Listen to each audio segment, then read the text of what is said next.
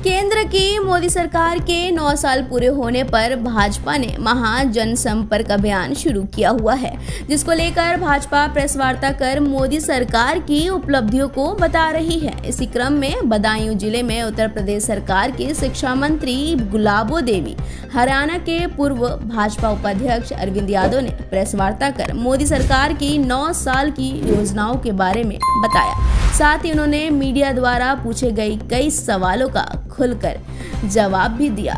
जब अरविंद यादव से ब्रिजभूषण को लेकर सवाल पूछे गए तो उन्होंने कहा कि कोर्ट इस मामले में खुद संज्ञान ले रहा है।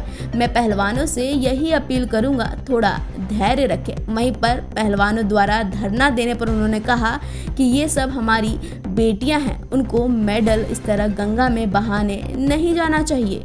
देखिए, दोनों पक्ष हैं इसके।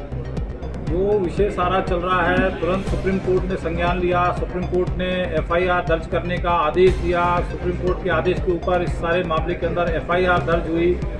तो जब कोर्ट बीच के अंदर आ जाती है तो कोर्ट का सारा मामला उन्हीं के संज्ञान के अंदर सारी जांच चल रही है। मैं पहलवानों से भी कहूँगा कि आपको धैर्य रखना चाहिए, जांच का इंतजार करना चाहिए। जांच के बाद दूध का दूध, पानी का पानी हो जाएगा। यदि ब्रिजभूषण सिंह जो है दोषी पाए जाते हैं तो जो कड़ी से कड़ी सजा है उनको मिलेगी। तो सारे जांच का इंतजार करके इतनी तेजी के अंदर से मेडल को बहाने जाना, इतने धरने देना, इतना जुलूस करना, एक ऐतिहासिक पल था नई संसद का, उसके ऊपर जाके जो है वहाँ उसको घेराव करना, महिलाओं को बुलाना, तो धैर्य रखना चाहिए। मैं पहलवान, हमारी बेटियां हैं, हमारे बेटे हैं, देश का नाम रोशन किया है, क्योंकि जो पदक लेके आए वो पदक भी वो जरूर लेके आए हैं, उनकी मेहनत का परिणाम हुआ है। लेकिन जब वो पदक मिल रहे थे तो देश का झंडा, वहाँ तिरंगा झंडा लहराया जा रहा था और भारत को ये पदक मिला है।